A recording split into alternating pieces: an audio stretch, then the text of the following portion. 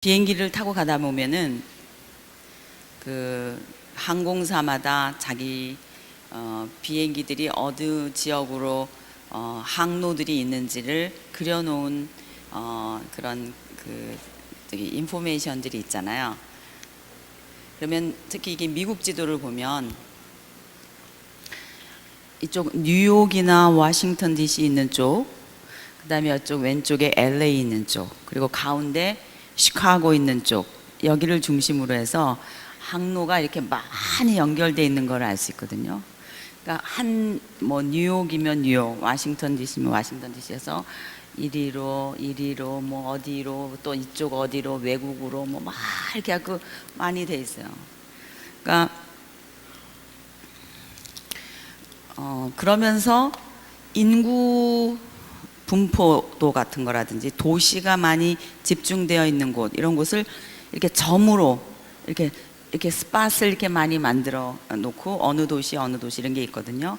예를 들면 미국 지도 같은 경우 이 동부에 굉장히 많이 있어요. 이쪽 가운데 이런 데는 특히 이 서부 쪽 아래는 사막이기 때문에 도시가 많이 없잖아요. 그렇죠? 이쪽 왼쪽에 조금 이렇게 있고 그래요.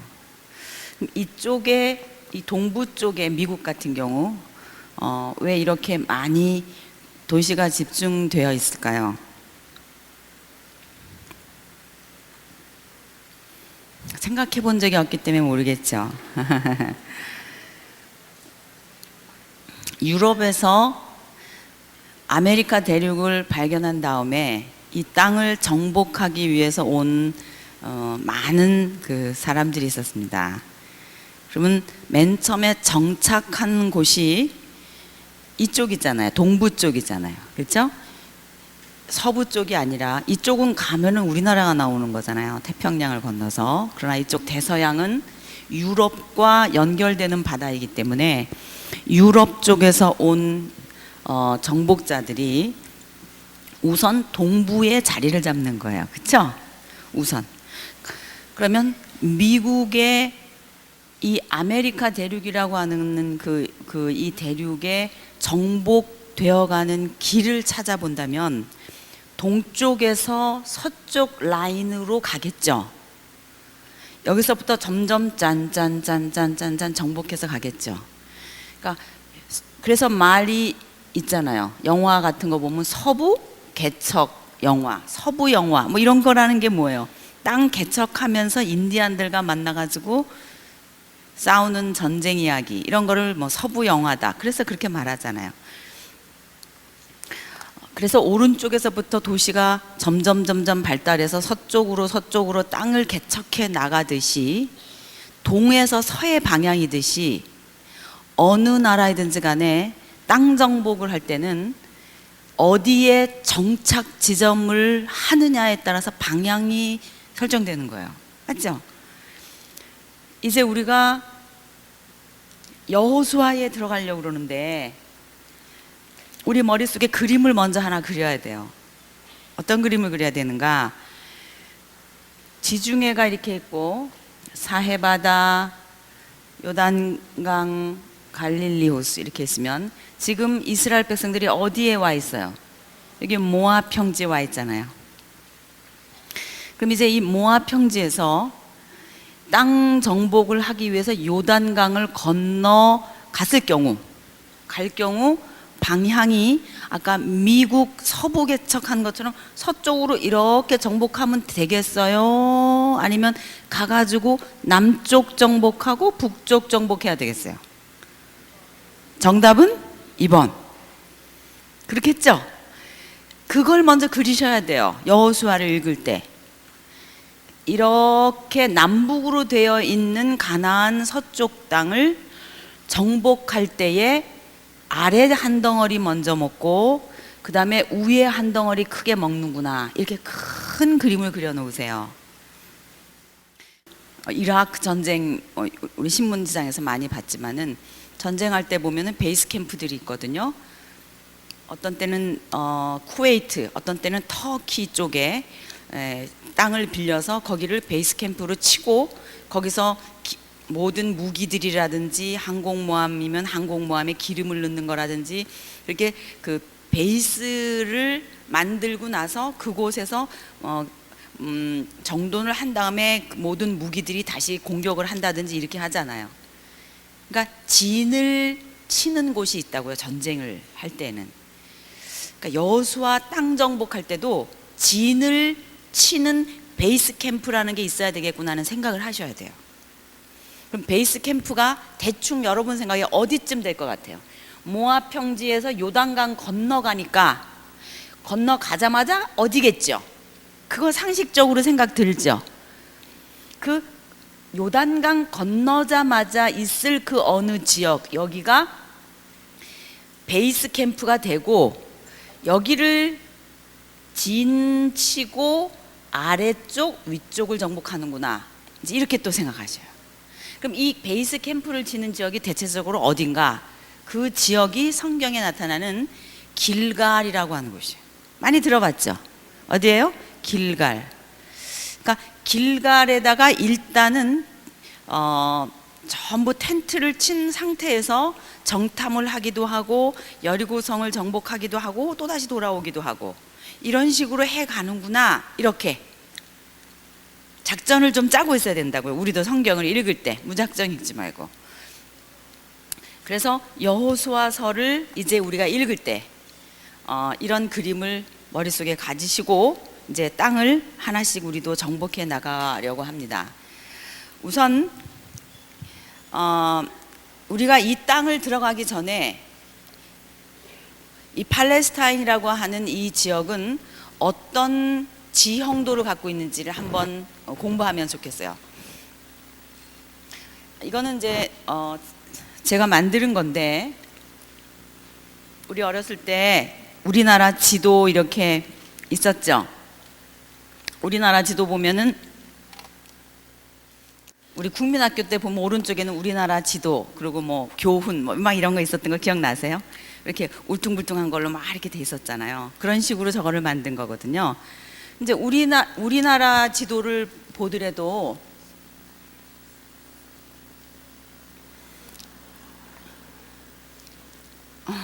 이렇게 토끼처럼 생겼잖아요.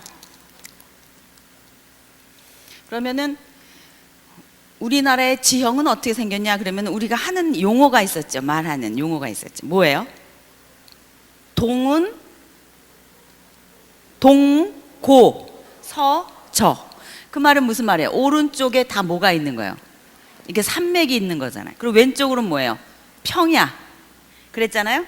그래서 이거를 밑에서 이렇게 본다고 치면은 이 평면도가 오른쪽은 이렇게 되고 아래쪽으로 이렇게 내려가는 지형을 가지고 있는 게 우리나라잖아요. 그래서 동쪽은 높고 서쪽은 뭐예요? 낮다. 동고서저라고 하는 이름이 있다고요.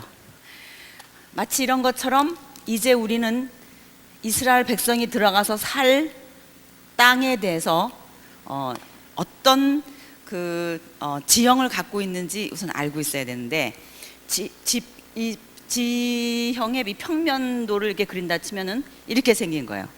이렇게 돼가지고 이렇게 내려가서 이렇게 돼가지고 이렇게 생겼어요. 이렇게 해서 여기는 바다, 지중해 바다, 여기서부터는 평지겠죠. 이게 무슨 말인지 아시겠어요? 이게 뭐냐면 바로 저 지도에 있는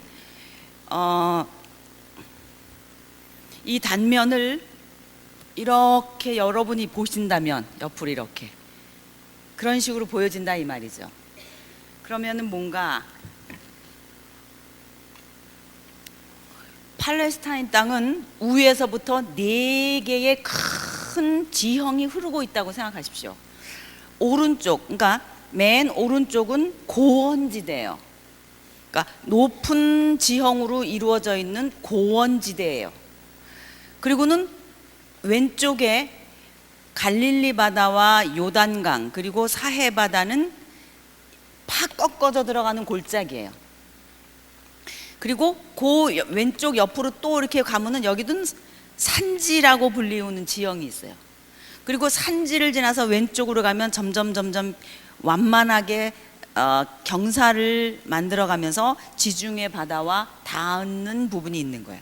그래서 이 지형, 맨 왼쪽에 지중해와 만나는 지형을 쉐펠라 또는 평지라고 부르고요.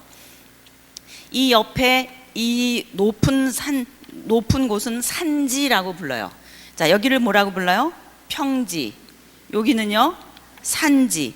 여기는 뭐라고 부르는지 아세요? 골짜기라고 부르는 거예요. 협곡이에요. 협곡, 골짜기. 그 다음에 여기는 뭐예요? 고원지대.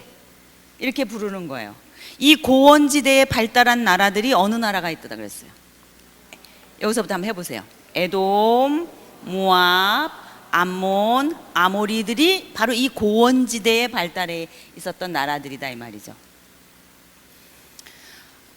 이 위에는 헬몬산이 있어요. 들어보셨죠? 이 헬몬산은 높은 그 산입니다. 그래서 여기는 만년설이에요. 그래서 헬몬산의 이슬들이 뽕뽕뽕뽕뽕 맺혔다가 흘러내려가지고 생긴 호수가 무슨 호수예요? 갈릴리 호수예요. 이것이 젖줄입니다.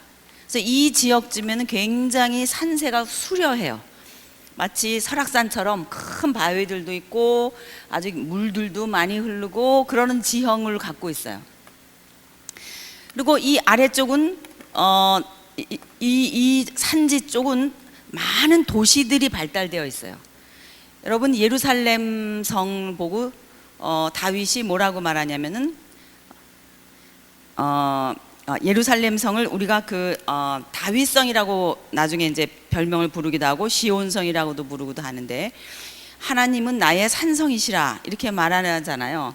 하나님이 나의 산성이시다라고 했을 때는 예루살렘 성과 같은 산성을 말하는 건데, 왜 그러냐면은 이 산성은 알카리성 산성 그게 아니라 이렇게 산인데 그 산 꼭대기에 성을 세운 거예요. 그러니까 예루살렘이라든지 헤브론이라든지 베델이라든지 아이라든지 이런 도시가 발달된 곳은 우리랑은 개념이 달라요.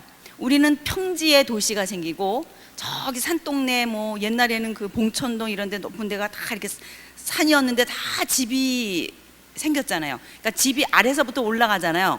산동네, 달동네. 그래서 위로 올라가잖아요. 그러니까 가난한 사람이 위에 살잖아요.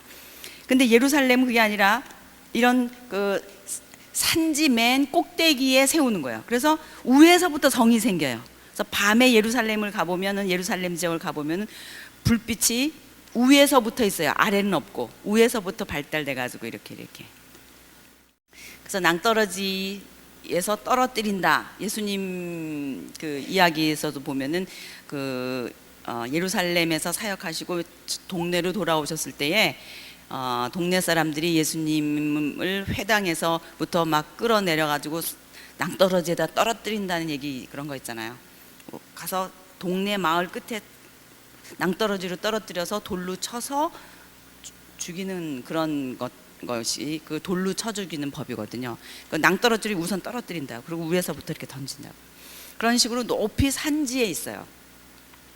그래서 전쟁을 할 때는 고지를 점령해 가지고 그 높은 위치에서 아래에서 올라오는 적병들을 이렇게 공격하는. 그래서 물 같은 거는 아래에서 비밀 통로로 해가지고 끌어들이는 방법, 수로를 개발하고 이러는 것들이 아주 관건이었어요, 전쟁할 때. 그래서 그런 식으로 산지에 도시가 발달해 있다고 생각하십시오. 그래서 제가 산지길을 따라 올라서 그 정탐꾼이 정탐을 했다, 그런 얘기 할 때 했던 그것이 도시를 조차 도시길로 올라갔던 길을 말하는 것입니다. 자, 오른쪽에는 사우디아라비아와 연결되는 큰 땅이 있잖아요. 그러니까 오른쪽은 건조한 바람이 불어오고요. 그러니까 동쪽에서 바람이 불 때는 건조한 거예요. 서쪽에서 바람이 불면 어떨까요? 습한 바람이 불어요. 그래서 동쪽에서 바람이 불을 때는 건기라 그러고, 서쪽에서 바람이 불을 때는 뭐라 그럴까요? 우기라고 그래요.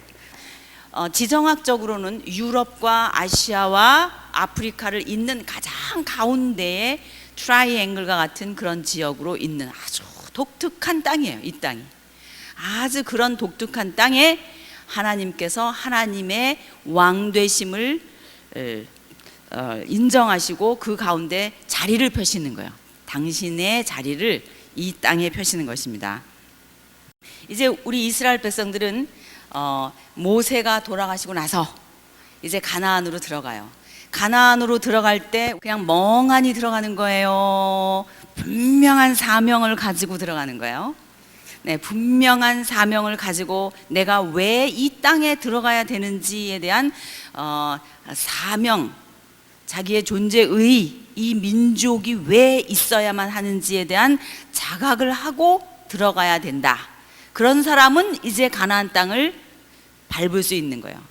저는 이제 어렸을 때 가나안 땅 그러면 젖과 꿀이 흐르는 낭만의 땅으로 생각을 했어요. 거기 가면 안식하고 좋고 아주 편안하고 그런 거를 상징하는 땅인 줄 알았어요. 물론 그렇습니다. 그러나 그건 2차 의미이고요. 1차 의미는 뭐냐? 가서 점령해야 얻을 수 있는 땅이에요. 어떤 땅이길래 점령해야 돼요? 세상 나라를 상징적으로 보여주는 땅이 가나안 땅이었다 이 말이에요. 그러니까 두 개의 의미를 복합적으로 부여하고 있어야 됩니다. 일단 그 땅은 점령해야 돼요. 심판하는 하나님의 도구로서의 의의가 있는 거예요. 이스라엘 백성은 그들의 죄악이 관영할 때까지 기다리신다 그랬어요.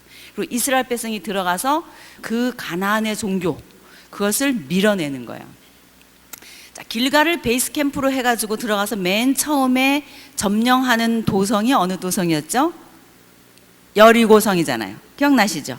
그 여리고성에 나타난 여자 주인공이 한 사람 있죠. 기생 라합. 그 기생 라합은 우리가 생각하는 대로 몸을 파는 그런 기생 라합이라는 정도가 아니라 바알과 아세라 신을 섬기는 그 이방 가나안의 종교에서 성창의 역할을 한 사람이에요. 성창이 뭐예요? 거룩한 창녀라는 뜻입니다. 그러니까 제사장인데 창기 역할을 하는 제사장이에요. 그럼 왜 제사장인데 창기 역할을 하는가? 당시 여리고 성도 높은 지역에 있었는데 보통 그 이방신의 그 성전을 어떻게 지었냐면은 이렇게 높은 지형에다가 마치 이렇게 헬리콥터가 내리는 것 같은 그 편편한 땅처럼 이렇게 싹 깎은 다음에 이렇게 벽을 쌓는 거예요. 이렇게 성벽을 이렇게 쌓고 이게 신상을 들여놓고 이 가상이의 그 성벽에다가는 성화 있죠. 그런 그림들 성화를 다 그려놔요. 그려놓고 여기서 제사 지냅니다. 근데 제사 지낼 때 제물이 어린아이예요. 그래서 자기에게 있어서 가장 좋은 제물인 아이를 제물로 바치는 거예요.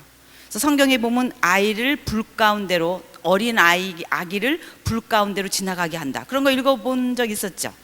그게 바로 그런 얘기거든요. 그럼 이 신에게 자기 아이를 제물로 드리고 나서 그 제물이 불 속에서 탄단 말이에요. 그럼 그 뼈 있잖아요. 그 뼈를 조그만 항아리에다 담아서 많이 매장을 했어요. 그래서 그것이 그 유아 해골이 들어있는 그 항아리들이 흰놈의 골짜기 또는 아골골짜기라고 불리우는 곳에 수도 없이 매장이 돼 있어서 고고학자들에 의해서 발견된 유아 해골 항아리만도 수천 개에 달했다고 합니다. 그러니까 가나안이라는 곳이 어떤 곳이었는가? 그런 종교가 있는 곳이었다는 거예요. 그럼 자기 아이를 제물로 인신제사를 드리고 나서 그 드린 사람은 자기네들의 템플 안에 있는 여자 성창과 성관계를 합니다. 여기서 그러니까 성관계를 하는 것이 풍요와 다산을 바라는 이방 종교를 믿고 있는 사람들의 아주 예식이었다는 거예요. 그거를 함으로써 예배가 맞춰지는 거예요. 그런 종교였다는 거죠. 그것을 하고 있었던 곳이 어디라고요? 여리고성이었던 거예요. 근데 그 여리고성의 그 성벽이라고 하는 것은 큰 전차가 오고 갈 수 있는 정도의 그 두께를 가진 그런 성이었다고요. 그게 여리고성이었어요. 여러분 만리장성 가보신 분들은 알지만 만리장성 여러 사람들이 그 안을 이렇게 가잖아요. 성벽인데 그게 두께가 얼마나 두꺼운지 그 위에 길이 이렇게 있단 말이에요. 그 정도의 큰 성벽이었는데 그것을 무너뜨리는 전쟁, 그것이 여리고 전쟁입니다.